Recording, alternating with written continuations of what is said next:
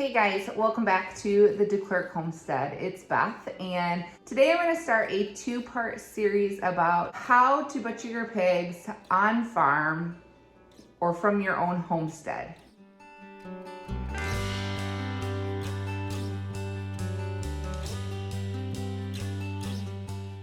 Now, a quick disclaimer, this isn't going to be like a complete step-by-step with all of the really kind of more graphic images. So if you are squeamish or hesitant about this process, I feel like you can confidently watch this without being a little bit too overwhelmed. Just to give you a little bit of a backstory about how we got to this point of butchering pigs on farm.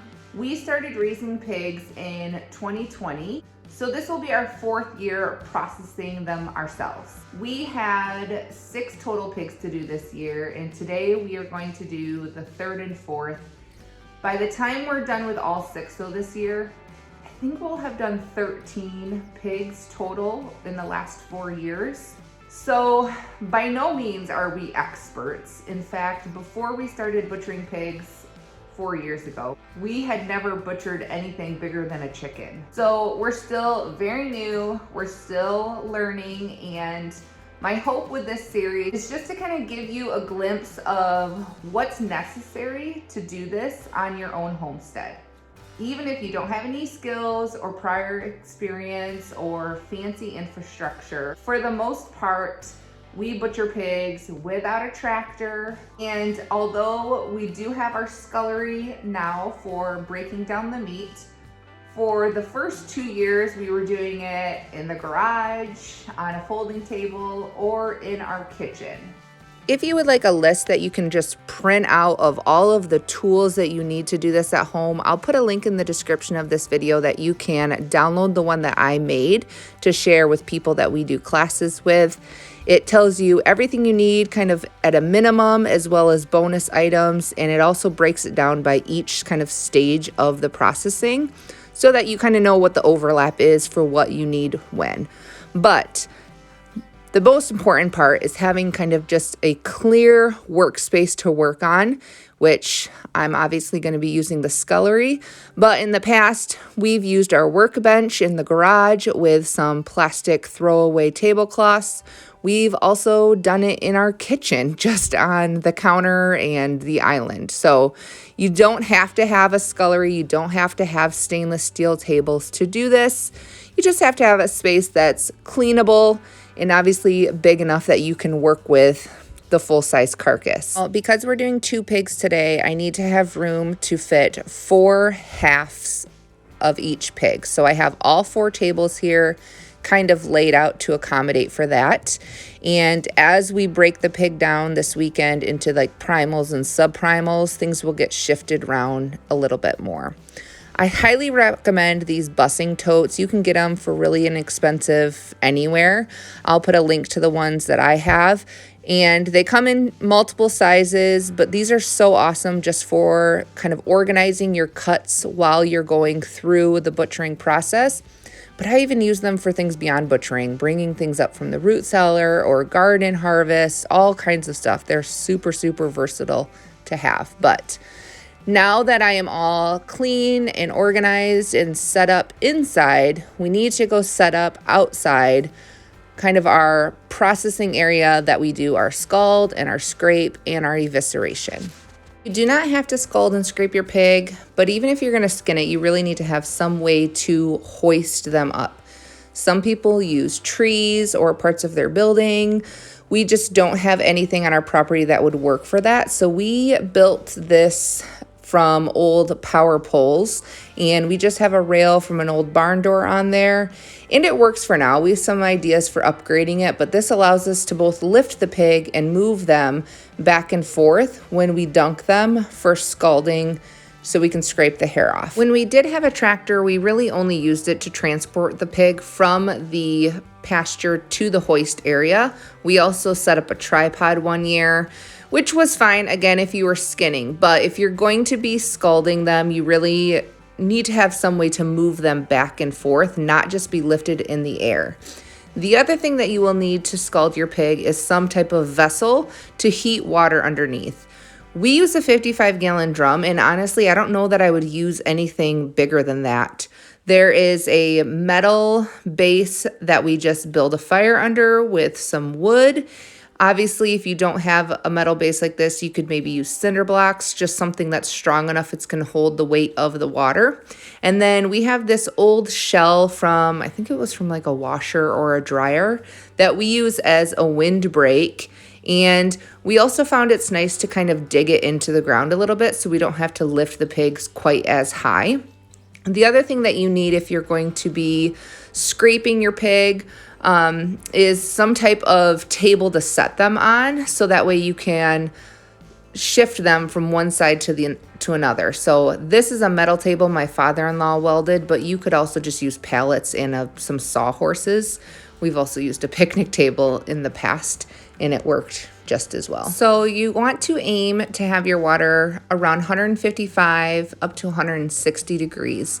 And once we get to that point, it is go time, and we head out to the pasture. We bring a 22, a sticking knife, and a sled and a bucket of feed to take the pigs down.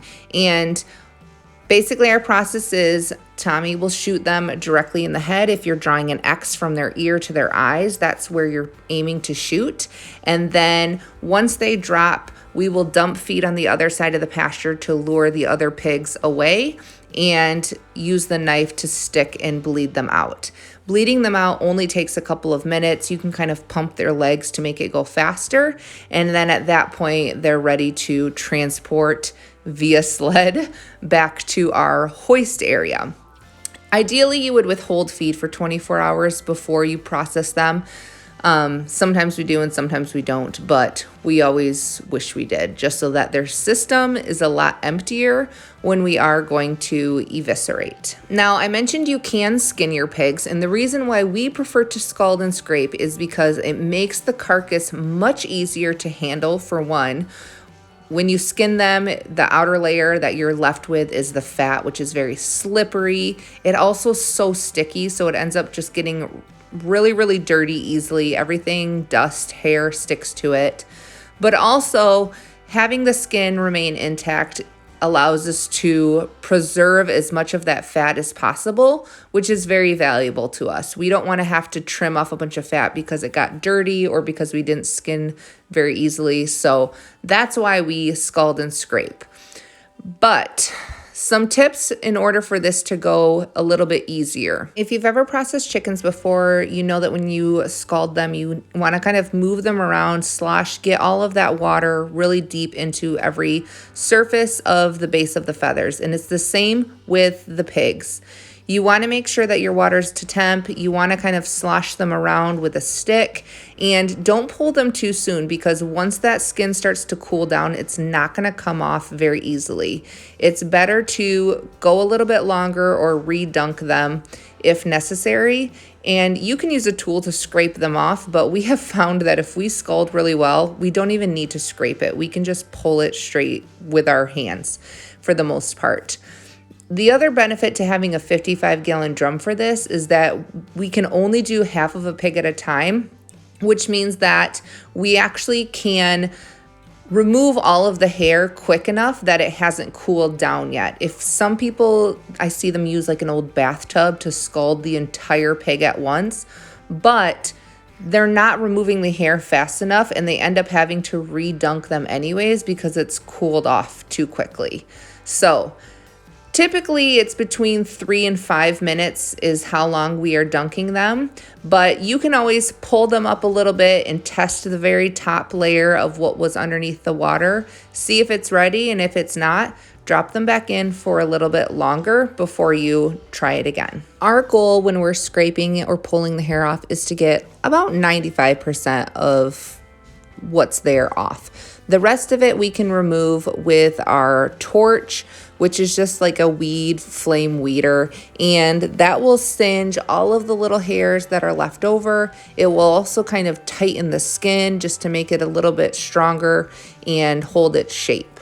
We've also learned over time that if we dunk the back half of the pig first, Then after we dunk the front half or the head portion, we're all set up and ready for evisceration. So eviscerating, if you don't know, is just gutting and getting all of the innards out of the pig. And then once that is finished, we cut the carcass in half with partly the bone saw and then partly a sawzall that has a bone blade in it.